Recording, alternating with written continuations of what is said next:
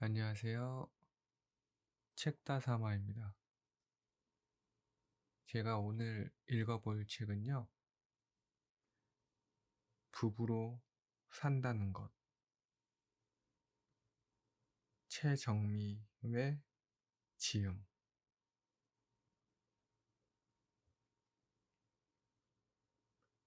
당신 손안에는 세상의 어느 것과도 바꿀 수 없는 보물이 놓여 있습니다. 그 보물을 더욱 값지게 할 수 있는 것은 당신의 사랑입니다. 서로의 부족한 점을 채워주는 것. 그녀의 남편에게는 단 한 가지 잘하는 것이 있었다. 펜대를 굴리는 것. 그것 외에는 아무것도 할 줄 아는 것이 없었다. 어쩔 수 없이 신혼 초부터 그녀는 건설 현장의 일용직 인부가 된 것처럼 힘든 나날을 보내야만 했다. 형광등 좀 봐. 나이트클럽 조명처럼 깜빡이잖아. 어떻게 좀 해봐. 그녀가 그에게 말했다. 나? 저거 몰라. 어떻게 하는지. 그가 시도조차 해보지 않은 채 그녀에게 말했다. 답답한 사람이 우물을 판다고. 그녀가 의자를 놓고 올라가 형광등을 갈아야 했다. 형광등을 갈고 보니 한결 밝아진 분위기에 기분이 좋아졌다. 그녀는 가냘픈 몸으로 그런 일을 해내었다는 성취감에 들떴다. 하지만 이것은 시작에 불과했다. 액자와 거울 등 못질을 할 곳이 한두 군데가 아니었다. 이곳 좀 걸게 못질 좀 해줘요. 안 돼. 밤에 못질하면 이웃에 방해되잖아. 휴일에 걸자. 그는 이렇게 대답했다. 하지만 그는 차일피일 미루더니 휴일에는 무슨 약속이 그리 많은지 밖으로만 나돌았다. 결국 그녀의 몫이었다. 그녀는 직접 망치를 잡고 콘크리트 벽에 불꽃을 튕겨가며 못질을 했다. 야, 정말 내가 마누라 하나는 잘 얻었는걸? 누구 마누라는 침대 커버를 씌우는 것도 신랑이랑 같이 하자며 기다린다는데 우리 마누라는 망치질이면 망치질, 형광등이면 형광등 다 잘하잖아. 대단해. 정말 우리 마누라 맥가이버야. 그 이후 집안 수리는 모두 그녀의 독차지가 되었다. 처음에는 결혼하면서 각자 들고 왔던 살림살이들을 선보는 정도였지만 연장을 잡는 시간이 늘어나자 솜씨가 달라졌다. 삐걱거리는 의자를 고치는 것은 예사. 고장난 전기 스위치 수리는 물론 페인트 칠까지 하게 됐다. 목공소에서 나오는 자투리 판자들을 싼 값에 사서는 수납 박스며 CD장까지 손수 만들었다. 그녀는 늘 변화를 추구하는 성격이었다. 집안 배치가 3개월 이상 유지되는 것을 참지 못했다. 그래서 옷장을 옮기고 침대도 분해해서 재배치하는 등 새로운 인테리어를 추구했다.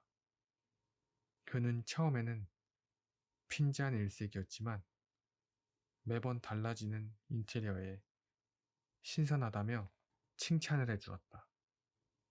여성지를 참고해 안 입는 옷으로 쿠션을 만드는가 하면 장식 구슬로 비즈 장식을 만들어 멋을 부리기도 했다. 그녀가 원래부터 맥가이버였던 것은 아니었다. 어린 시절에는 겁이 많은 탓에 새로운 일은 시도도 해보지 못하고 울기부터 하던 성격이었다. 그녀를 바꾼 것은 남편이었다. 볼펜 굴리는 재주밖에 없는 남편의 단점을 대신 채우다 보니 무엇이든 척척 해내는 맥가이버로 바뀐 셈이었다. 애가 조금 크면 말이야. 인테리어나 건축 쪽으로 공부를 한번 해봐. 내가 적극적으로 밀어줄게. 그녀가 드라이버를 들고 고장난 조명 기구를 고치는 것을 보고 있던 그가 말했다. 그녀는 정말 그래도 되겠다고 생각했다. 결혼은 서로의 부족한 부분을 채워주는 것입니다. 사람은 부족하기 때문에 사랑하는 사람을 만나 결혼을 합니다. 상대방에게 무엇인가가 부족하다고 해서 탓할 일만은 아닙니다. 그래서 당신을 만나게 되었는지도 모를 일이니까요.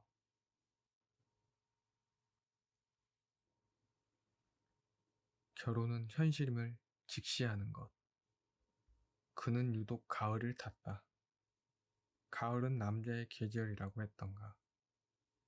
씁쓸한 바람이 불 때면 어디론가 훌쩍 떠나고픈 충동에 가슴앓이를 했다. 결혼 전에는 그렇게 혼자 여행을 다니곤 했었다. 하지만 지금은 떠나고 싶다고 해서 떠날 수 있는 것이 아니었다. 처자식 먹여 살리려면 그저 돈을 벌어오는 수밖에 없었다. 그는 그녀가 어떤 생각을 갖고 있을지 궁금했다. 그녀 역시 한 로맨틱하던 성격이었다. 그래서 그가 넌지시 물었다. 이런 가을에는 어디론가 떠나고 싶다. 어떡하지? 말이 떨어지기가 무섭게 그녀의 말이 비수처럼 그의 가슴을 찔렀다. 자기야, 정신 차려. 지금 때가 어느 때인데 배부른 소리야? 자기는 가끔씩 떠나고 싶지. 난 하루에 12번도 떠나고 싶어. 알아? 휴 하면서 그는 한숨을 쉬었다. 그녀가 조금이나마 이해해 주리라 믿었는데 그만의 착각이란 말인가? 그들의 신호는 알콩달콩했다.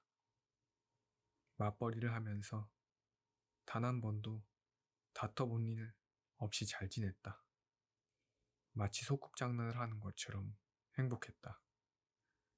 그는 일찍 퇴근하는 날이면 저녁 식사를 챙겨놓고 마중까지 나가 그녀를 즐겁게 해주었고 그녀 또한 종종 전화해서 밥은 잘 먹었는지 먹고 싶은 것은 없는지 물어보곤 했다. 그랬던 그녀가 변하기 시작하더니 낭만은 어딘가에 묻어버린 듯 생활 전사로 거듭난 것이었다. 그녀가 틈만 나면 하는 말. 내가 하루 종일 애 보느라고 시간이나 있는 줄 알아? 정말 힘들어 죽겠어. 아이와 놀 때는 진짜 애보다 더 어린애 같고 철없어 보이는 그녀. 하지만 그에게 잔소리를 퍼부을 때에는 사나운 호랑이로 변하는 그녀. 하루에도 몇 번씩 표정이 바뀌는 바람에 그는 눈치를 보며 살고 있다. 그러나 그녀가 피곤해 지쳐 아이 옆에 쪼그린 채 자는 모습을 보면 한없이 치근해 보이기도 했다. 아마도 이런 게 사랑보다는 정이구나 로맨티스트인 그들 부부가 결혼할 때 어떤 선배가 그랬다. 결혼 전에는 사랑에 밥 말아먹고 살 것 같지. 한번 살아봐. 선배는 결혼할 때의 마음을 줄곧 지킬 수 있는 게 아니라면서 부부는 정 때문에 사는 거라고 말했었다. 그가 그럴 리가 없다고 반박하자 선배는 웃었다. 넌 틀림없이 꽉 붙잡혀서 살 거야. 어쩌면 그게 더 행복할 수도 있어. 이제는 선배의 말을 조금은 이해할 수 있을 것 같았다. 결혼은 사랑에 밥 말아 먹고 사는 게 아니었다. 결혼은 때로는 쓰디쓴 현실이었다. 슬픈 일이지만 결혼은 현실입니다. 사람은 이슬을 먹고 살지 않습니다. 새끼 식사를 챙겨 먹고 삽니다. 환상에서 하루빨리 벗어나는 것이 좋습니다. 텔레비전 드라마는 드라마일 뿐입니다. 결혼은 생활입니다.